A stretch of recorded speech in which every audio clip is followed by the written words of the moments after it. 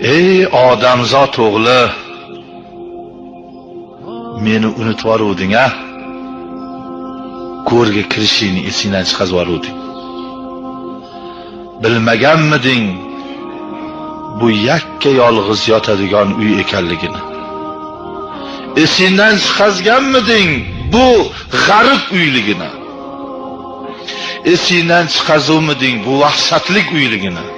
Esingdan chiqazganmiding bu qurt qimirsqaga to'la uyligini? Esingdan chiqazganmiding bu tor uyligini? Magaram Alloh keng qilsa keng bo'lishligini.